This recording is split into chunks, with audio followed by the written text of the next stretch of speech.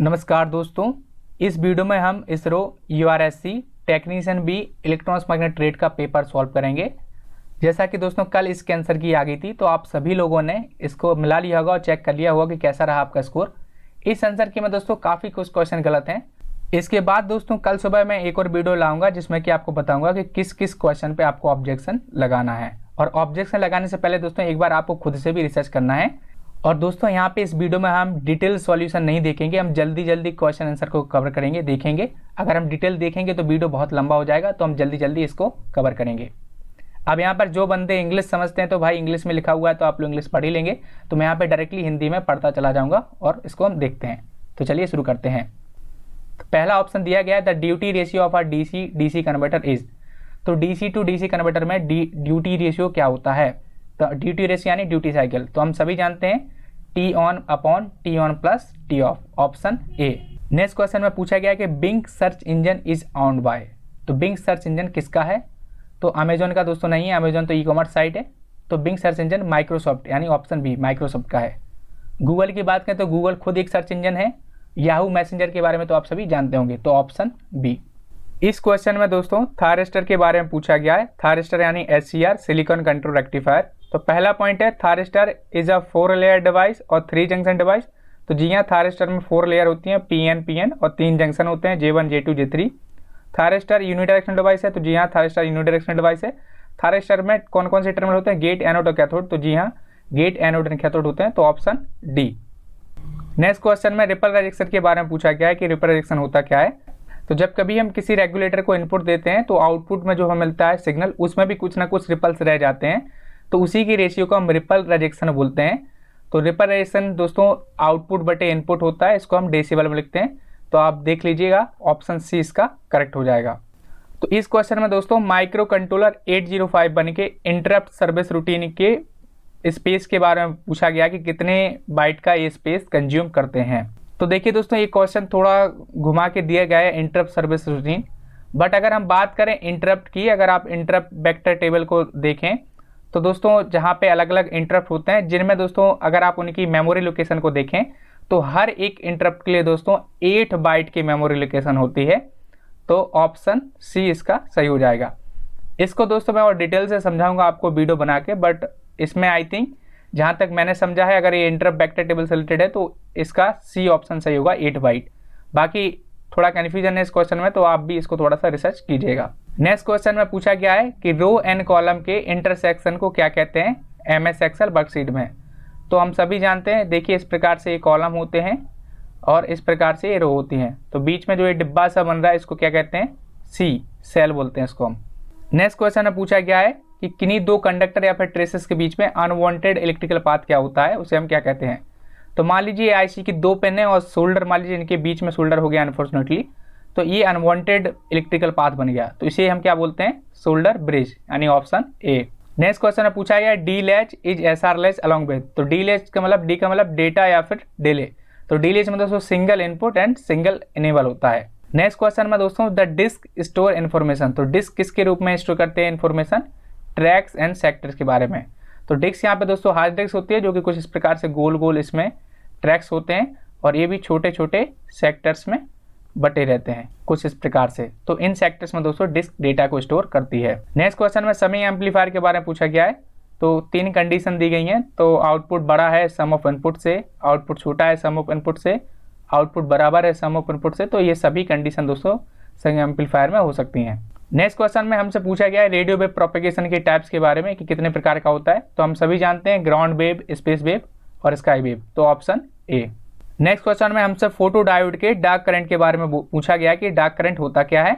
Option हमारे में दिए गए हैं कि फॉरवर्ड बायस में जब हम इल्यूमिनेशन यानी रोशनी डालते हैं तब मिलता है हमें, या फिर जब कोई रोशनी नहीं पड़ती है तब होता है, या फिर रोशनी डालते हैं जब रिवर्स बायस में होता है डायोड तब मिलता है, या फिर फॉरवर्ड बायस में जब रोशनी डालते हैं तो हमें मिलता है।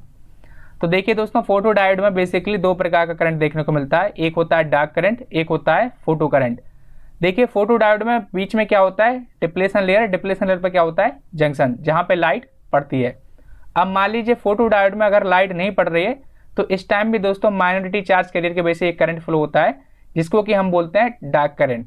डार्क करंट कब फ्लो हो रहा है, जब कोई भी लाइट जंक्शन पे नहीं पड़ रही है, मतलब कि विथ नो अप्लाइड इल्यूमिनेशन। और फोटो करंट क्या होता है दोस्तों, मान लीजिए जब जंक्शन पे लाइट पड़ती है तो उसके कारण जो करंट फ्लो होता है उसको हम फोटो करंट बोलते हैं। और फोटो डायोड दोस्तों हमारा रिवर्स बायस में काम करता है। तो ऑप्शन बी इसका सही आंसर होगा, विथ नो अप्लाइड इल्यूमिनेशन, मतलब कि जब फोटो डायोड के जंक्शन पर रोशनी नहीं डाली जाती है। नेक्स्ट क्वेश्चन है पूछा गया, यदि हमें बहुत सारे सिग्नल मतलब मैनी सिग्नल्स में से किसी एक सिग्नल को सिलेक्ट करना हो तो हम किसका यूज करेंगे, तो हम सभी जानते हैं दैट इज मल्टीप्लेक्सर, यानी ऑप्शन सी। मल्टीप्लेक्सर को हम डेटा सेलेक्टर के नाम से भी जानते हैं। नेक्स्ट क्वेश्चन में दोस्तों ऑसिलेटर के बारे में पूछा गया है, इसके वोल्टेज गेन के बारे में पूछा गया है, तो उसको हम देख लेते हैं। तो ये दोस्तों हमारा सर्किट है जिसमें ए हमारा एम्पलीफायर है और बी हमारा फीडबैक एम्पलीफायर है। ठीक है, ये फीडबैक नेटवर्क का फीडबैक एम्पलीफायर है। और ये हमारा मिक्सर है, VI हमारा इनपुट है और VO हमारा आउटपुट है। तो इनिशियली दोस्तों मान लेते हैं हमने इस सर्किट को रीसेट किया, और जब हम किसी भी सर्किट को रीसेट करते हैं तो उसकी वैल्यू क्या होती है, 0। तो अभी दोस्तों जो फीडबैक नेटवर्क से जो यहाँ पे सिग्नल आ रहा है वो सिग्नल 0 आ रहा है, मतलब कुछ भी सिग्नल नहीं आ रहा। तो यहाँ पे हम क्या करेंगे, सबसे पहले हम इनपुट अप्लाई करेंगे। इनपुट मान लेते हैं मिक्सर से निकलने के बाद जो इनपुट आया वो हुआ हमारा VA, तो इसको हम VA से लिखते हैं। इसके बाद दोस्तों ये जाएगा एम्पलीफायर में, एम्पलीफायर क्या करेगा, इसको एम्पलीफाई करेगा, मतलब कि अब जो हमारे यहाँ पे आउटपुट मिलेगा वो क्या होगा, VA इंटू एम्पलीफायर का गेन। तो यहाँ पे आप देख सकते हैं VO equal to A into VA, यहाँ पे A हमारे एम्पलीफायर का गेन है और VA हमारा इनपुट सिग्नल है जो कि हमें आउटपुट पे मिलेगा। अब देखिए इस केस में क्या होगा, तो अब यहाँ से कुछ सिग्नल दोस्तों हमारे फीडबैक एम्पलीफायर को जाएगा और कुछ मिक्सर को जाएगा। तो इस समय जो हमारा VF होगा वो क्या होगा, V इंटू VO, जहाँ पे B हमारा फीडबैक नेटवर्क है और VO हमारा आउटपुट है। अभी वापस से मिक्सर में जाएगा और मिक्सर के बाद दोबारा हमारा जो VA होगा वो जाएगा A में, मतलब एम्पलीफायर में। तो इस टाइम दोस्तों जो हमारा VA देख सकते हैं, जो VA होगा वो क्या होगा, VN मतलब जो हमारा इनपुट सिग्नल आ रहा है वो, प्लस जो अभी हमने VF रिसीव किया अपनी फीडबैक नेटवर्क से, यानी B.VO।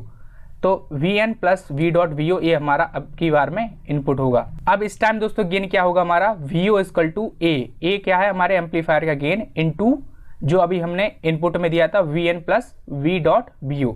तो यहाँ तक दोस्तों हमने समझ लिया। अब देखिए एम्पलीफायर का गेन निकालने का क्या फॉर्मूला होता है, आउटपुट बटे इनपुट।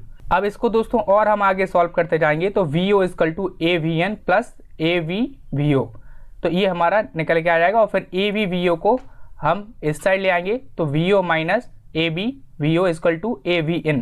अब दोस्तों क्या करना है, हमें यहाँ से VO को कॉमन लेना है। तो जैसे ही VO कॉमन लेंगे तो ये 1 माइनस AB बचेगा ब्रैकेट में, इक्वल टू AVN। तो इस VN को हम इधर ले आएंगे और इसको हम इसके नीचे ले जाएंगे, जो कि कुछ VO upon BN equal to A upon 1 minus AB, तो ये हो जाएगा। तो इसका ऑप्शन A सही होगा, A अपॉन 1 माइनस AB।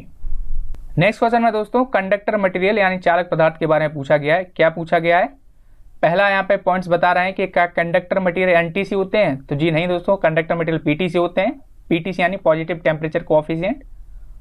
और दूसरे ऑप्शन में दिया ही इन्होंने कि कंडक्टर PTC होते हैं, तो जी हाँ होते हैं। तीसरा पॉइंट दिया है कि भैया इनके बैलेंसी बैंड में इलेक्ट्रॉन नहीं होते हैं, तो जी नहीं दोस्तों, इनके बैलेंसी बैंड में फ्री इलेक्ट्रॉन होते हैं। चौथे पॉइंट में इन्होंने दिया ही है कि भैया फ्री इलेक्ट्रॉन होते हैं बैलेंसी बैंड में, तो डी इसका सही होगा, सेकेंड एंड फोर्थ। यदि 500 kVA और 200 हर्ट्ज का ट्रांसफॉर्मर अगर 50 हर्ट्ज पे हम ऑपरेट करें तो इसकी KVA रेटिंग पर क्या फर्क पड़ेगा। देखिए दोस्तों, जो KVA रेटिंग होती है वो फ्रिक्वेंसी के डायरेक्टली प्रोपोर्शनल होती है। तो अगर फ्रिक्वेंसी बढ़ेगी तो हमारी KVA रेटिंग बढ़ेगी, और अगर फ्रिक्वेंसी घटेगी तो हमारी KVA रेटिंग भी घटेगी। तो यहाँ पे क्या हो रहा है, 200 हर्ट्ज का ट्रांसफॉर्मर है जिसकी फ्रिक्वेंसी 50 हर्ट्ज पर घट रही है, तो 4 टाइम्स फ्रिक्वेंसी घट रही है, तो हमारी KVA रेटिंग भी 4 टाइम्स घट जाएगी। तो टोटल क्या हो जाएगी, 125 kVA। तो ऑप्शन बी 125 kVA। सोल्डरिंग करते टाइम सोल्डर स्टेशन पर सेल्यूलोज स्पंज का क्या काम होता है, तो हम सभी जानते हैं सोल्डर आयरन की टिप को क्लीन करने के लिए, यानी ऑप्शन सी। नेक्स्ट क्वेश्चन में दोस्तों यहाँ पे दिया गया है कि एक 12 वोल्ट और 24 वॉट का लोड है जो कि एक स्विच के थ्रू कनेक्टेड है, जो कि स्विच के रूप में हम यहाँ पे मॉसफेट को काम में ले रहे हैं, और मॉसफेट का रेजिस्टेंस दोस्तों 0.1 ओम दिया है। तो अब हमें मॉसफेट कितनी पावर डिसिपेट करेगा वो हमें निकालना है। तो ये डायग्राम दोस्तों कुछ इस प्रकार से, जहाँ पे हमारा लोड है 12 वोल्ट और 24 वॉट का, जो कि एक स्विच के थ्रू कनेक्ट है। स्विच क्या है हमारा, मॉसफेट है, और इस स्विच का कुछ रेजिस्टेंस है जो कि है 0.1 ओम। तो सबसे पहले हम लोड से क्या निकाल लेंगे, करंट। जैसे कि यहाँ पे देख सकते हैं लोड में क्या दिया हुआ है 12 वोल्ट 24 वॉट।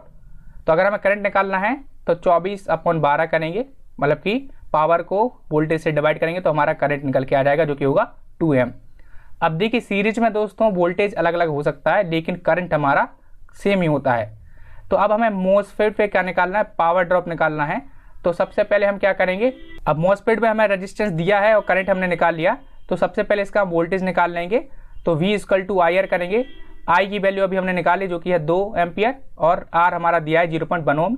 इन दोनों को मल्टीप्लाई करेंगे तो वोल्टेज हमारा जो मॉसफेट का वोल्टेज निकल के आएगा 0.2। अब पावर के फॉर्मूले से दोस्तों P = VI करेंगे तो 0.2 × 2 एम्पियर हमारा करंट है तो 0.4 वॉट इसका आंसर होगा। तो option C 0.4 watt. Next question में पूछा गया कि भैया ESD लैब कोट्स हम क्यों पहनते हैं, इसकी क्या कैरेक्टरिस्टिक है। तो दोस्तों ESD लैब कोट्स को हम इसलिए पहनते हैं ताकि हमारे कपड़ों से जो चार्ज जनरेट होता है उससे हम सेंसिटिव इलेक्ट्रॉनिक्स कंपोनेंट्स को बचा सकें। तो ऑप्शन बी इसका सही होगा। नेक्स्ट क्वेश्चन में दोस्तों एक सर्किट दिया गया है जिसमें कि आप देख सकते हैं ये क्लीपर सर्किट है और इसमें आप देखें तो डायोड कुछ इस प्रकार से, तो इसमें पॉजिटिव साइकिल के लिए रिवर्स बायस रहेगा तो ये पॉजिटिव साइकिल को क्लिप कर देगा। तो यहाँ पे हम देखेंगे तो ऑप्शन सी इसका करेक्ट आंसर होगा। नेक्स्ट क्वेश्चन दोस्तों, माइक्रोसॉफ्ट वर्ड में जो ब्लैंक स्पेस होता है आउटसाइड और प्रिंटिंग एरिया उसे क्या कहते हैं, तो उसको हम कहते हैं margin, option B. Next question में पूछा गया है कि DIP कंपोनेंट्स को हम इलेक्ट्रॉनिक्स में ज़्यादातर यूज क्यों करते हैं, DIP यानी डुअल इनलाइन पैकेजिंग। तो दोस्तों नेक्स्ट क्वेश्चन में पूछा गया है कि जो DIP कंपोनेंट्स होते हैं वो इलेक्ट्रॉनिक्स में ज़्यादातर यूज क्यों किए जाते हैं, हाई डेंसिटी के कारण या फिर रेजिस्टेंस टू वाइब्रेशन के कारण या फिर मिनिचराइजेशन। तो DIP यानी डुअल इनलाइन पैकेजिंग, तो जो एक कंपोनेंट होता है दोस्तों इनमें हाई डेंसिटी तो नहीं होती है अगर हम कंपेयर करें SMD से, SMD यानी सरफेस माउंट डिवाइस। अब ये हाई डेंसिटी का मतलब क्या है, मान लीजिए छोटे से छोटे एरिया में हम ज़्यादा से ज़्यादा कंपोनेंट लगा सकें तो उसे ही हम हाई डेंसिटी बोलते हैं। तो ये DIP कंपोनेंट्स में नहीं होती है, SMD में ज़्यादा होती है। बट रेजिस्टेंस टू वाइब्रेशन और मिनिचराइजेशन यानी साइज में बड़े, तो जी हाँ DIP में ये दोनों ही क्वालिटी देखने को मिल जाती हैं। बट आंसर की में इसका ऑप्शन डी दिया गया है तो इसको आप एक बार समझ लीजिएगा। नेक्स्ट क्वेश्चन में दोस्तों एक हमें सीरीज RL सर्किट दिया गया है। क्वेश्चन में दोस्तों हमें दिया क्या गया है, सबसे पहले हम वो देख लेते हैं। तो हमें यहाँ पे वोल्टेज दिया गया है 230 वोल्ट, फ्रिक्वेंसी दी है 50 हर्ट्ज और R यानी रेजिस्टेंस की वैल्यू दी है 2 ओम और 0.2 H ये हमारे इंडक्टेंस की वैल्यू है। अब देखिए हमें इम्पीडेंस कैलकुलेट करना है, तो ये सीरीज RL सर्किट है और सीरीज RL सर्किट में इम्पीडेंस फाइंड करने का फॉर्मूला होता है Z = R² + XL²। तो हमारा यहाँ पे दोस्तों इंडक्टेंस दिया है लेकिन इंडक्टिव रिएक्टेंस नहीं है, ये XL है इंडक्टिव रिएक्टेंस। तो सबसे पहले हम इंडक्टिव रिएक्टेंस निकालेंगे जो कि XL = 2πfL से निकलेगा। तो जस्ट वैल्यू पुट करेंगे और 62.8 ओम के आसपास हमारा इंडक्टिव रिएक्टेंस निकल के आएगा। इसके बाद दोस्तों हम इस फॉर्मूले से वैल्यू पुट करके अपना आंसर निकाल लेंगे जो कि 62.8 ओम के समथिंग आ जाएगा। तो ऑप्शन सी 62.8 ओम। नेक्स्ट क्वेश्चन में पूछा गया है कि एक सेरामिक कैपेसिटर है जो कि 0.04 एंड 103 से मार्क्स है तो इसकी क्या रेटिंग होगी। तो अगर 0.04 है तो वो दोस्तों माइक्रोफैरेड को रिप्रेजेंट करता है और 103 यानी 10 के आगे 3 जीरो आप लगा लीजिए 10,000 और जो कि पिकोफैरेड में होता है तो ये 10,000 पिकोफैरेड को हम क्या लिख सकते हैं 10 नैनोफैरेड। तो ऑप्शन सी इसका सही हो जाएगा 0.04 माइक्रोफैरेड एंड 10 नैनोफैरेड। नेक्स्ट क्वेश्चन में पूछा गया है यदि बैटरी 1000 मिली एम्पियर आवर की है और अगर हम 1 एम्पियर का करंट चाहते हैं तो ये कितने टाइम तक ये दे सकती है। 1000 मिली एम्पियर आवर यानी इसको हम सबसे पहले एम्पियर में कन्वर्ट कर लेंगे तो 1000 को 1000 से डिवाइड करेंगे तो ये 1 एम्पियर निकल के आ जाएगा और हमें 1 एम्पियर करंट की ही सप्लाई चाहिए है। तो 1 एम्पियर कितने यानी 1 एम्पियर आवर यानी 1 घंटे के लिए, और 1 घंटे में कितने मिनट होते हैं 60 मिनट। तो ऑप्शन सी। नेक्स्ट क्वेश्चन में दिया गया है टी यदि टाइम पीरियड है और डी अगर ड्यूटी साइकिल है तो चॉपर की चॉपिंग फ्रिक्वेंसी बताइए जहाँ पे T = T on + T of है। देखिए दोस्तों ड्यूटी साइकिल = क्या होता है T on / T on + T of, ये हम सभी जानते हैं जैसा कि अभी हमने क्वेश्चन में जाना था। तो T ऑन + T ऑफ की वैल्यू यहाँ पे दी गई है T हमारा क्या है टाइम पीरियड, तो ये D = T ऑन / T हो जाएगा। इसको हम क्रॉस मल्टीप्लाई करेंगे तो T = T ऑन / D। तो ये T यानी हमारा ये टाइम पीरियड है दोस्तों, तो टाइम पीरियड क्या निकल के आएगा T ऑन / D। अब देखिए दोस्तों हम सभी जानते हैं अगर हमें फ्रिक्वेंसी निकालनी है तो 1/T, जहाँ पे T हमारा टाइम पीरियड होता है तो T की वैल्यू हम रख देंगे T ऑन / D और D को इधर ऊपर ले जाएंगे तो फ्रिक्वेंसी हमारी क्या निकल के आ जाएगी D / T ऑन। तो ऑप्शन डी यानी D/T ऑन। इस क्वेश्चन में माइक्रो प्रोसेसर और माइक्रो कंट्रोलर के बारे में पूछा गया है कि कौन सा कथन गलत है। तो सबसे पहला पॉइंट यहाँ पे दिया गया है, माइक्रो कंट्रोलर्स के पास ADC और टाइमर्स होते हैं चिप में ही। तो जी हाँ दोस्तों, विद इन द चिप होते हैं ADC यानी एनालॉग टू डिजिटल कन्वर्टर और टाइमर। इसके साथ साथ माइक्रो प्रोसेसर में पोर्ट्स होते हैं। तो जी हाँ, इनपुट आउटपुट पोर्ट्स होते हैं माइक्रो प्रोसेसर में। ऑप्शन सी यहाँ पे पूछा गया है, microcontrollers will have timers and interrupt inbuilt. जी हाँ, तो माइक्रो कंट्रोलर्स में इंटरप्ट भी होते हैं इनबुल्ट ऑन चिप और टाइमर्स भी होते हैं। नेक्स्ट यहाँ पे दिया गया है, माइक्रो प्रोसेसर में क्या ADC होता है बुल्ट ऑन चिप? तो जी नहीं, माइक्रो प्रोसेसर में ऑन चिप नहीं होता है। तो ऑप्शन डी। नेक्स्ट क्वेश्चन पूछा गया है कि हाफ एडर में कैरी को कैसे हम इंप्लीमेंट करते हैं? तो एंड गेट के दौरान। Offline and line interactive UPS are often referred as. तो दोस्तों, जो लाइन इंटरएक्टिव UPS होते हैं वो ऑफलाइन के कंपैरिजन में फास्ट होते हैं। तो ऑप्शन सी। इनमें से आइडियल ऑपरेशन एम्पलीफायर की कैरेक्टरिस्टिक्स में क्या कॉम्बिनेशन बन रहा है, कौन सा सही है बेसिकली? तो इन्फिनाइट क्या होती है? इनपुट इम्पीडेंस जी हाँ इन्फिनाइट होता है input impedance. Open loop gain infinite होता है और बैंडविड्थ भी इन्फिनाइट होती है। और क्या दिया गया है? Zero output impedance. तो ऑप्शन ए इसका करेक्ट आंसर होगा। Air ionizer are essential for controlling the ESD। तो ESD को कंट्रोल करने के लिए एयर आयोनाइजर का यूज़ कहाँ करते हैं? जहाँ रिलेटिव ह्यूमिडिटी बिलो 30% होती है। नेक्स्ट क्वेश्चन दोस्तों पूछा गया है, यदि किसी PN जंक्शन डायोड को रिवर्स बायस कर दिया जाए तो उसके टर्मिनल पर रेजिस्टेंस क्या होगा? तो हम सभी जानते हैं, अगर PN जंक्शन डायोड को रिवर्स बायस करते हैं तो उसकी डिफ्लेशन रीजन बढ़ता जाता है, तो very high. Option D. Next question पूछा गया कि UTP केबल में दो वायर को, दो पेयर्स को एंड दो तार को ट्विस्ट करने का क्या रीजन है? तो option B, to reduce cross talk. अब देखिए, एक क्रॉस टॉक क्या होता है? तो जब कभी किसी तार में दोस्तों करंट फ्लो होता है, सिग्नल जाता है, तो उसके चारों ओर एक magnetic field, electromagnetic field generate हो जाती है। यदि दोस्तों उसके पास में कोई और हम सेम वायर लाएं इसी प्रकार से, उसमें भी सिग्नल जा रहा हो, तो वो इलेक्ट्रोमैग्नेटिक फील्ड उसको इंटरफेयर करेगी। तो इसी इंटरफेरेंस को हम क्रॉस टॉक बोलते हैं। इनमें से कौन सा एक ऑपरेटिंग सिस्टम नहीं है? तो विंडोज एक ऑपरेटिंग सिस्टम है, लिनक्स एक ऑपरेटिंग सिस्टम है और डॉस भी एक ऑपरेटिंग सिस्टम है, बट ओरेकल कोई भी ऑपरेटिंग सिस्टम नहीं है। तो ऑप्शन सी। नेक्स्ट क्वेश्चन में पूछा गया है, 8051 माइक्रो कंट्रोल में टाइमर्स कितने होते हैं और कितने बिट के होते हैं?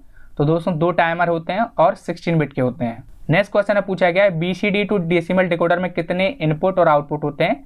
तो BCD में दोस्तों हम सभी जानते हैं 4 इनपुट होते हैं और टोटल 10 आउटपुट होते हैं। तो option B, 4 and 10। Next question में पूछा गया है कि कंडक्टर के अराउंड शील्डिंग का क्या यूज होता है? तो दोस्तों आप सभी ने फेराडे के केज के बारे में जरूर से सुना होगा, जिसमें क्या होता है कि उस केज के अंदर अगर कोई डिवाइस रखा हुआ है, वो केज अगर मेटल का है, तो उसके अंदर जो डिवाइस होगा या फिर उसके अंदर जो भी सिग्नल होगा वो उस केज के ना तो बाहर आ सकता है और ना ही बाहर से कोई दूसरा सिग्नल अंदर जा सकता है।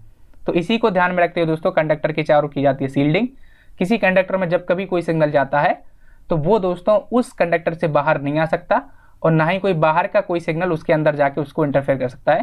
तो इसीलिए हम सील्डिंग करते हैं, यानी option B, attenuates current and electric field. Fibre optic communication में रिफ्रैक्टिव इंडेक्स कैसा होता है कोर का, अगर हम कंपेयर करें क्लेडिंग से? तो हमेशा जो ऑप्टिकल फाइबर केबल होती है उसमें जो कोर का रिफ्रैक्टिव इंडेक्स होता है वो ज़्यादा होता है क्लेडिंग से, यानी हायर। मॉसफेट में गेट टर्मिनल को आइसोलेट लेयर जो करती है उसका क्या नाम होता है? तो दोस्तों हम सभी जानते हैं दैट इज SiO2 यानी सिलिकॉन डाइऑक्साइड। इस क्वेश्चन में दोस्तों पूछा गया है कि इनमें से कौन सा सही है बेसिकली। तो यहाँ पे हमें वोल्टेज, रेजिस्टेंस और करंट दिया गया है, तो हमें बताना है कि कौन सा इसमें से सही है। तो ओम के नियम से दोस्तों हम सभी जानते हैं V = IR। तो करंट और रेजिस्टेंस को मल्टीप्लाई कीजिए तो ये हो जाएगा 5 × 4 दैट इज 20 एंड ये 40 होगा और ये 10 होगा। तो सभी सही है यहाँ पे, ऑप्शन डी। IGBT में कंट्रोलिंग पैरामीटर क्या होता है? तो gate emitter voltage that is VGE, option B. तो एक चॉपर सर्किट में इनपुट वोल्टेज 20 वोल्ट है और वो 60 वॉट की पावर डिलीवर करता है और चॉपर की एफिशिएंसी 100% है। तो इनपुट करंट बताइए। अब देखिए एफिशिएंसी का फॉर्मूला क्या होता है? एफिशिएंसी = आउटपुट पावर बटे इनपुट पावर। अब एफिशिएंसी की वैल्यू हमें दी गई है 80%, तो इसको हम 0.8 लिख लेंगे। = आउटपुट पावर हमें दी गई है 16 वॉट बटे में इनपुट पावर हमें फाइंड करनी है। तो इसको हम इधर ले जाएंगे और इसको हम इधर ले आएंगे, 16/0.8 हो जाएगा। इसको सॉल्व करेंगे तो इनपुट पावर हमारी 20 वॉट निकल के आ जाएगी। अब देखिए ये हमारा इनपुट करंट नहीं है, ये इनपुट पावर है। तो हमने इनपुट पावर अभी फाइंड की हुई है।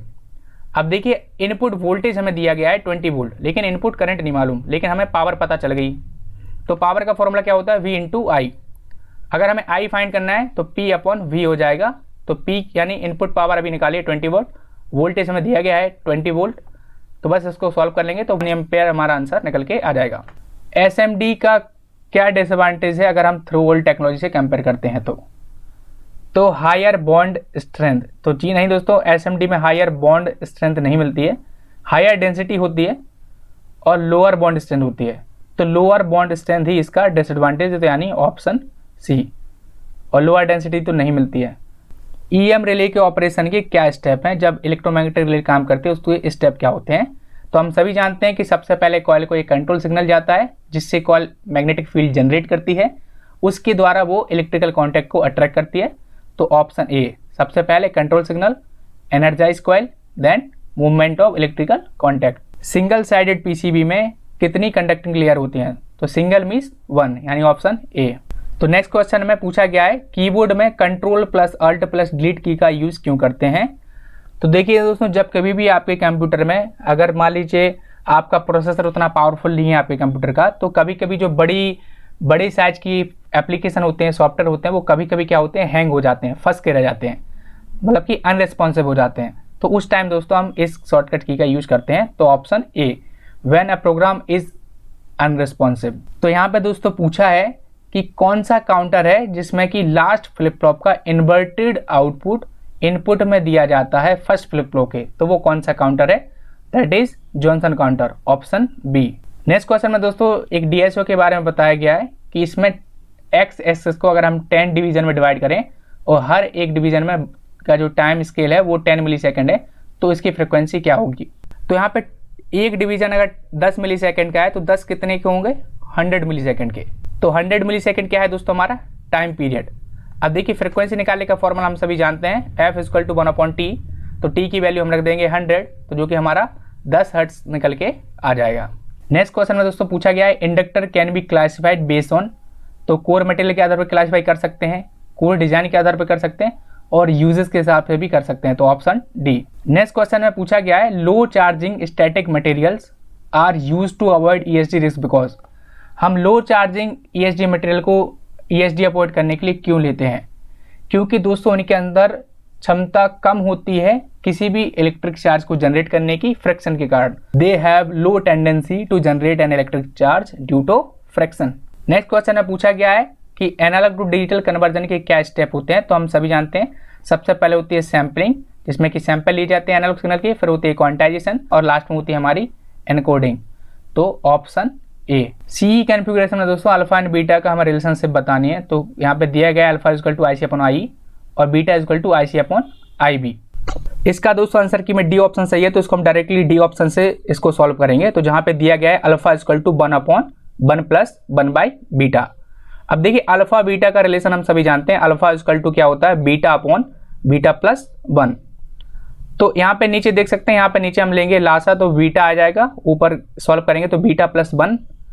अब यहाँ से हम बीटा को ऊपर ले जाएंगे तो अल्फा = बीटा + 1 या फिर 1 + बीटा हमारा निकल के आ जाएगा, तो ये हमारा आंसर हो जाएगा, तो option D. Pure sine wave का पीक फैक्टर क्या होता है। तो दोस्तों प्योर साइन वेव का पीक फैक्टर √2 के बराबर होता है, यानी 1.41। सीमॉस में इनपुट वोल्टेज लेवल क्या होता है। तो इनपुट में दोस्तों लो के लिए होता है 0.3 और हाई के लिए होता है 0.7, यानी option B. PCB conformal coating क्यों यूज की जाती है। तो हम सभी जानते हैं PCB को मॉइस्चर से बचाने के लिए हम कन्फॉर्मल कोटिंग का यूज करते हैं। नेक्स्ट क्वेश्चन में दोस्तों पूछा गया है कि एक इलेक्ट्रिकल बैटरी है जिसको हम चार्ज भी कर सकते हैं, डिस्चार्ज भी कर सकते हैं और कई टाइम उसको हम चार्ज कर सकते हैं दोबारा, तो वो कौन सी बैटरी होती है। तो रिचार्जेबल बैटरी होती है। जी हाँ दोस्तों, अगर हम दोबारा चार्ज करें तो उसको हम रिचार्जेबल बैटरी बोलते हैं और ये सेकेंडरी बैटरी का ही टाइप है, लेकिन ये प्राइमरी बैटरी नहीं होती है, तो ऑप्शन डी यानी both A and B. In a crimping tool ratchet mechanism, तो क्रिम्पिंग टूल में रैचिट मैकेनिज्म का क्या यूज होता है। तो option A squeezing the wire terminal to provide a firm grip on a inserted wire. तो squeezing का मतलब जकड़ना या फिर दबाना। नेक्स्ट क्वेश्चन में दोस्तों 374 का BCD निकालना है, तो ये तो आप सभी निकाल ही लेंगे।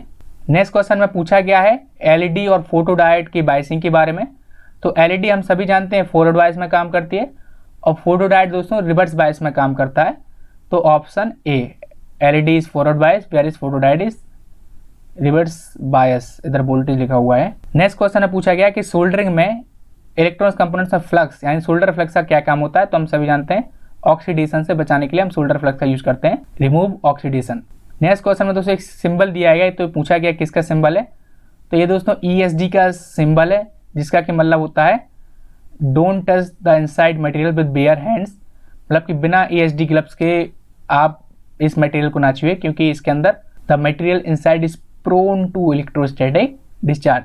तो अंदर रखे हुए कंपोनेंट्स को बिना ग्लव्स, बिना ESD ग्लव्स के ना छुएं।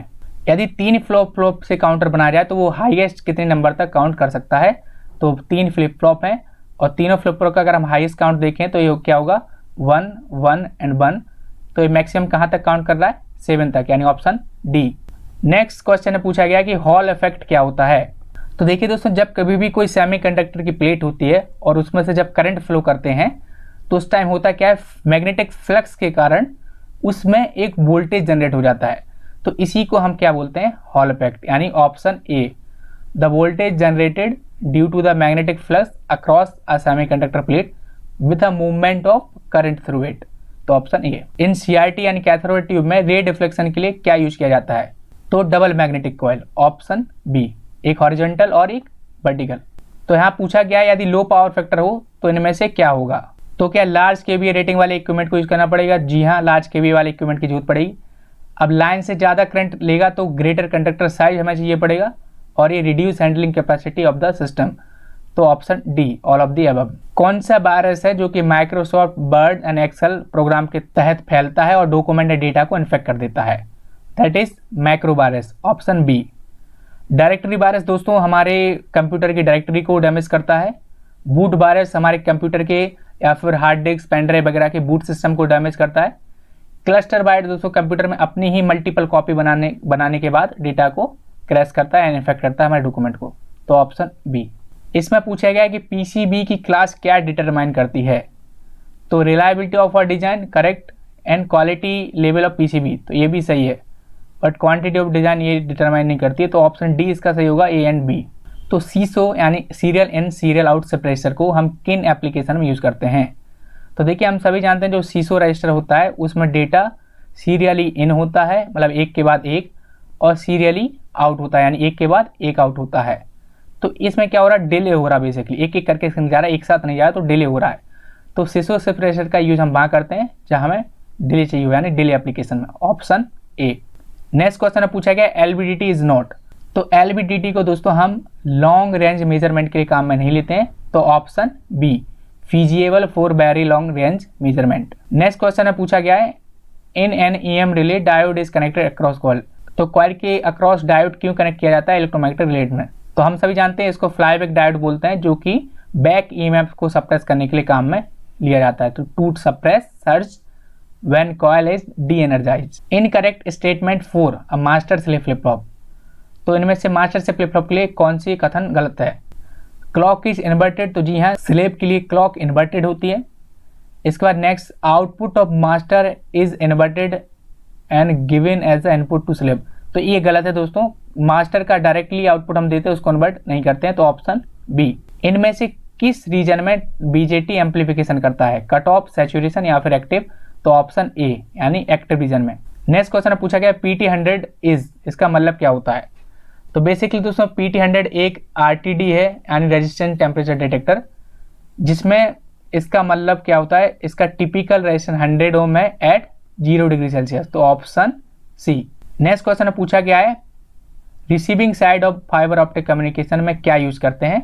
तो ऑप्टिकल फाइबर में जहां डेटा हम रिसीव करते हैं तो क्या यूज करते हैं, वहां पर यूज करते हैं फोटो डिटेक्टर का, क्योंकि फोटो डिटेक्टर से ही हम लाइट सिग्नल को डिटेक्ट करते हैं। यदि फोटो डिटेक्टर ना होता, कुछ और होता, तो फिर पिन डायोड को हम क्लिक करते हैं। The capacitance of varactor diode can be control bye.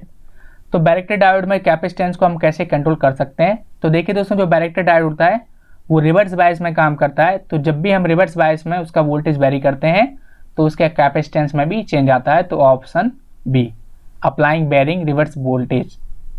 Next question में PGA का फुल फॉर्म पूछा गया है। तो PGA यानी प्रोग्रामेबल गेट एरे। यहाँ पे दोस्तों एक सर्किट दिया गया है जिसमें हमें R1 रजिस्टर के अक्रॉस वोल्टेज ड्रॉप फाइंड करना है। तो यहाँ पे एक इंडक्टर दिया गया है और यहाँ पे प्लस माइनस यानी ये डीसी सोर्स है, और हम सभी जानते हैं डीसी सोर्स के लिए जो इंडक्टर होता है वो शॉर्ट सर्किट की तरह काम करता है, तो इसको हम कंसिडर नहीं करेंगे। तो सबसे पहले हम टोटल रेजिस्टेंस निकाल लेंगे और फिर इसको हम सॉल्व करेंगे। तो सबसे पहले हम टोटल रेजिस्टेंस फाइंड करेंगे जो कि करीब 6 ओम के आसपास निकलेगा। 2 2 4 4 4 2 4 2 6। अब इस टोटल रेजिस्टेंस से हम करंट निकालेंगे जो कि हमारा 1.6 एम्पियर के आसपास निकल के आएगा। अब दोस्तों ये 1.6 एम्पियर करंट इस सोर्स से फ्लो हो रहा है, लेकिन यहाँ जाके 2 ब्रांचेस में बटेगा, आधा आधा। तो 1.6 का आधा इधर चला जाएगा, आधा इधर चला जाएगा, यानी 0.8 एम्पियर इधर आ जाएगा और 0.8 एम्पियर यहाँ चला जाएगा। तो करंट तो कॉन्स्टेंट रहेगा। अब हमें R1 का वोल्टेज निकालना है, तो करंट हमें पता चली गया 0.8 और रेजिस्टेंस दिया गया है 2 ओम। तो V = IR से हम इसको सॉल्व करेंगे तो 1.6 वोल्ट के आसपास निकल के आ जाएगा। लेकिन ये दोस्तों ऑप्शन हमारे आंसर की में नहीं है, आंसर की में 2.5 वोल्ट है, तो ये ऑप्शन डी लगा देंगे 2.5 वोल्ट। एक कौन सी कन्फिग्रेशन दी गई है ट्रांजिस्टर की, तो यहाँ पे आप देख सकते हैं ये एमीटर है, ये बेस है, कलेक्टर है, तो common collector CC। Next question में पूछा गया है कि आप स्लीप ऑप्शन कब चूज करते हैं अपने कंप्यूटर में। तो देखिए अपने कंप्यूटर में जब स्लीप ऑप्शन चूज करने का रीजन क्या होता है, मान लीजिए हम कुछ काम कर रहे हैं और हम थक गए हैं, हमें थोड़ा 5-10 मिनट का रेस्ट चाहिए, तो उस टाइम हम अपने कंप्यूटर्स को बंद नहीं करते हैं, उसको स्लीप ऑप्शन में डाल देते हैं। तो option D, you are leaving for a very short time and want to resume your work shortly. तो इस वीडियो में दोस्तों इतना ही। देखने के लिए आपका बहुत बहुत धन्यवाद। अगर आपके कोई डाउट है तो नीचे कमेंट सेक्शन में जरूर से बताइएगा। वीडियो अच्छा लगा हो तो इसको लाइक कीजिएगा, शेयर कीजिएगा अपने दोस्तों के साथ, ताकि वो लोग भी इसको देख सकें। तो मिलते हैं फिर किसी वीडियो में। जय हिंद, वंदे मातरम।